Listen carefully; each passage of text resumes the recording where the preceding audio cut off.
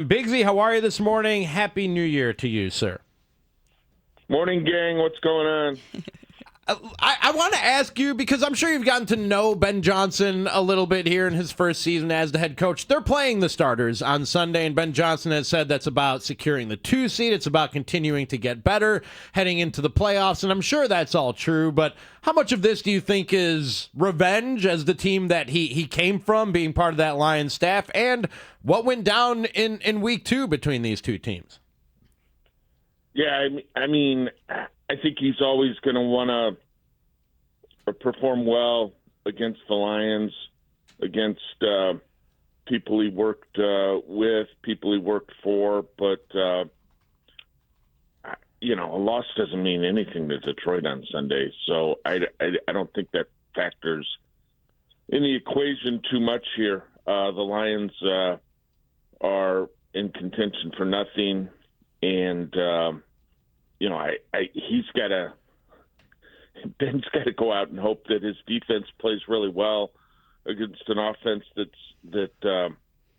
hasn't been as good this year. They've got some offensive line issues in Detroit. He's got to focus on that because the Bears have given up 890 some odd yards over the last, or 880, whatever it is, over the last 2 weeks. They've given up almost 400 yards rushing over the last 2 weeks. They've surrendered 56 first downs over the last 2 weeks. I don't think he's got the bandwidth for, hey, let me stick it to Detroit here. He's got to focus on what they need to accomplish at House Hall. With that being said, Brad, what are sort of the easy, quick fixes for this defense as they get ready to face the Lions and go into the playoffs? Yeah, that's where it gets tricky. I don't think there's an easy or a quick fix for him. Dennis Allen said yesterday that he didn't do a good enough job, and you talk to the players, and he kind of said that to them as well. And so they had group ownership of it because certainly the players didn't perform well enough either. And, they've got a handful of issues that have plagued them. The pass rush has been spotty, I think is a fair way to describe it throughout the season. Austin Booker's given them a little bit of juice here in the last 6-7 weeks. Sweat was on a pretty good run there for a while with, what did he have, 8.5 sacks over a 10-game stretch.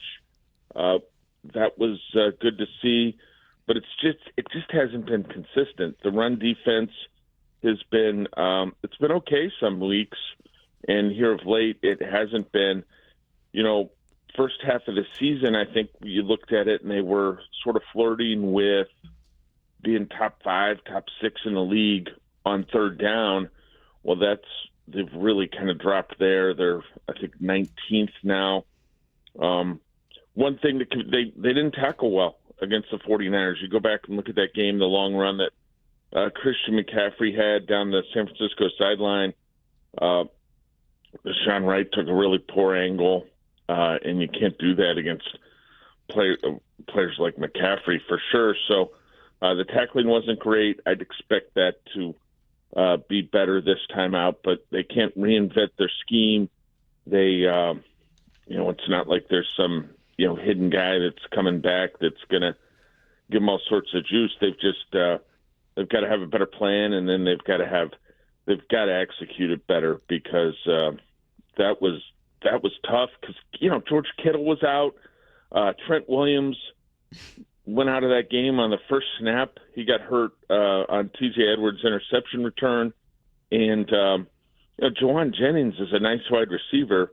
I don't want to take anything away from him, but he's not a number one wide receiver in the NFL. Right. So, and yet the Niners still carved him up for 496 yards. It was surprising, Brad, that DeMarco Jackson had 0 defensive snaps, obviously trying to get Tremaine Edmonds back up to speed, but especially with Noah Sewell going down with the Achilles for the season, which is so unfortunate for so many reasons. Could you anticipate seeing more DeMarco Jackson this weekend?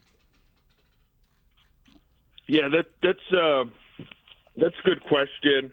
I don't think he's going to replace Tremaine Edmonds, and I get some questions from people shortly after the game about that. Like, did these folks forget how Edmonds was playing before he was injured? Right. Like, he was playing his best football as a Bear, and I think if you go back the week prior to the Green Bay game, when the Packers are 0 for 5 in the red zone, really the low red zone, Edmonds is one of the reasons why, because he's 6'4", he's 255-ish, and I mean, he's got a wingspan that can cover the Kennedy Expressway, and so he's difficult to throw around. The Sewell question specifically, so that's interesting because they were going to more base defense against the 49ers with 3 linebackers on the field, which they haven't done a ton of this season. At times because of injury issues, because Edmonds hasn't been available and TJ Edwards hasn't been available. Well, Sewell got hurt about midway through the third quarter, and while McCaffrey ran for 140 yards in the ball game, I think Christian had like $120 at the time that Sewell got hurt, or he was very close to it anyway. So at that point, the 49ers were doing most of their damage moving the football by throwing it with Brock Purdy. So I just don't think there were a whole lot of situations where they might have been in a 3-linebacker set where they would have turned to DeMarco Jackson, if that makes sense. And then I had a mailbag question about this earlier this week, and I don't want to take anything away from DeMarco Jackson, who had 15 tackles against the Steelers, who was named NFC Defensive Player of the Week for the Cleveland game. But when he was in New Orleans, Dennis was there.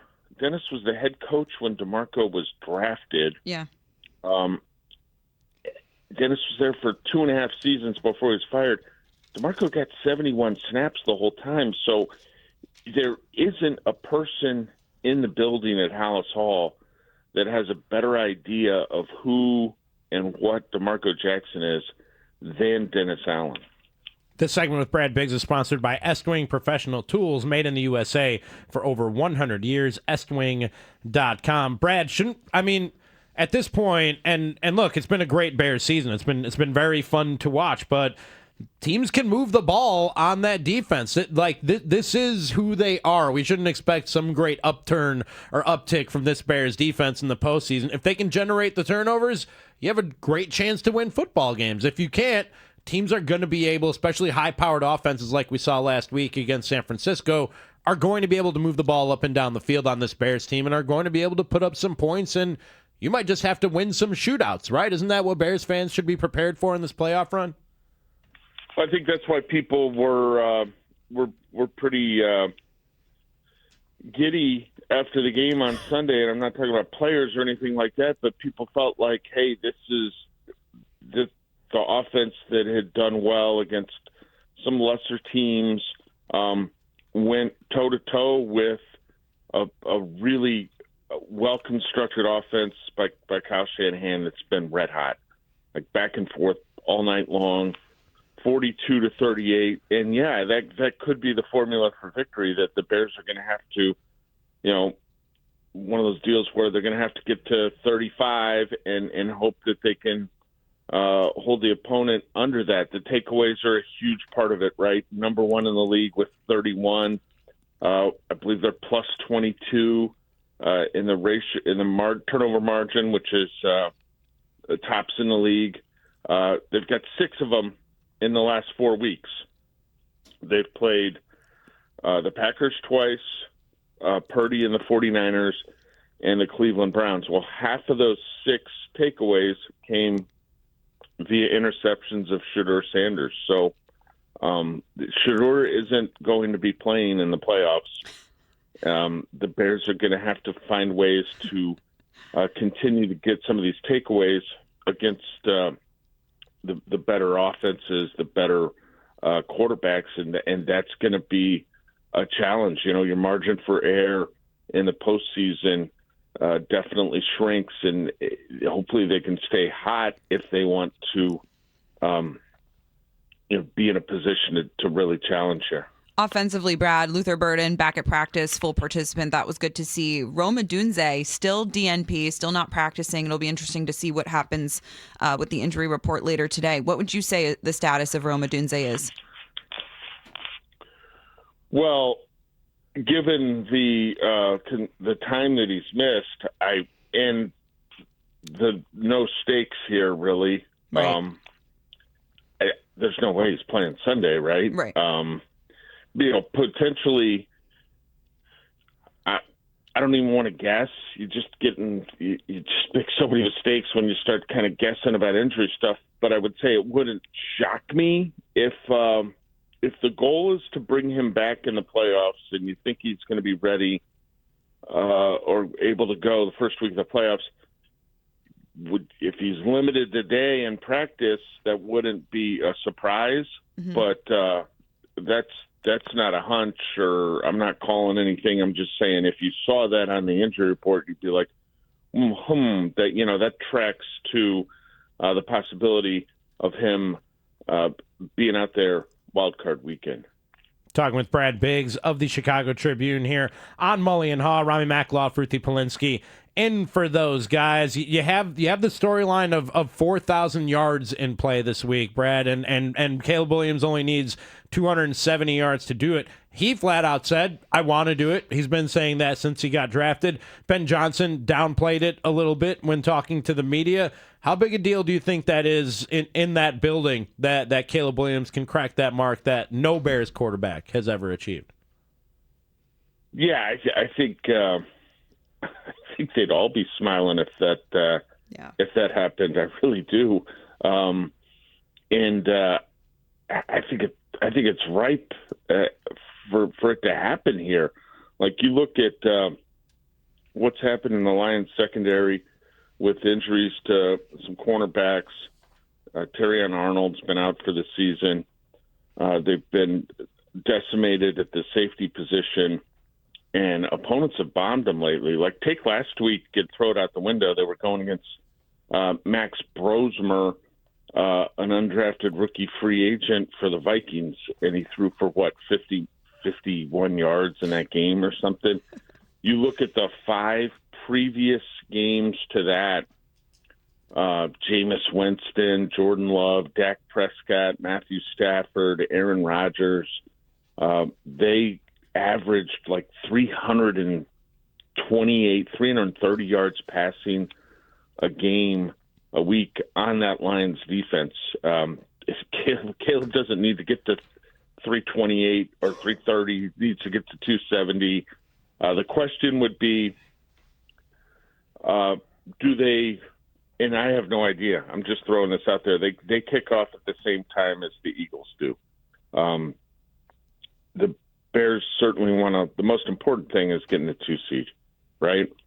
Well, Philadelphia's resting 10 guys, and the Eagles might have a list of another 10 guys they want to play very sparingly, if at all. If the Commanders are putting it to the Eagles and it's the start of the fourth quarter and the Bears have a comfortable lead and Caleb's at 242 yards, do they put Tyson Bagent in? I don't know. Like, because the last thing you want is Aiden Hutchinson, who plays hard every down, winning a one-on-one opportunity and putting your quarterback on the shelf for 2 to 3 weeks, right? Yeah, that would be bad. Thank you. That'd be really, really bad. Right. In the name of getting the first 4,000-yard passer in club history, right? I mean, that would, no offense to Tyson Bagent, but I don't think they want him to make his first start this season in the playoffs. With that being said, Brad, you get to 4,002 yards and you're up 3 scores. You throw Tyson Bagent out there at ASAP. That's the best case scenario. Oh, that would be great. And again, given how the Lions have played defensively, right? Like it's there for them. Yeah, I think it's.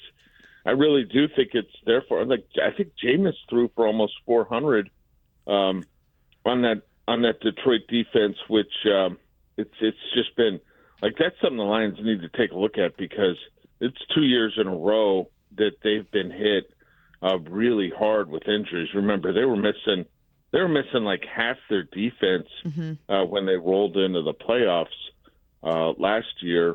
They were missing half their defense when they kept ripping off wins at the end of the regular season to finish 15-2, and it's caught up to them this year. It's more than defensive injuries. They've got to rebuild the interior of that offensive line. They've got a pretty good rookie guard in Tate Ratledge, but they've got too many question marks need to be answered for them to get back to where they want to be. That is Brad Biggs. Check out his work inside the Chicago Tribune, chicagotribune.com, on Twitter, at Brad Biggs, and obviously frequently right here on this show on these very airways. Brad, always appreciate the time and the insight, sir. Have a great weekend and a Happy New Year. Happy New Year, Brad. Thanks. Have a great weekend.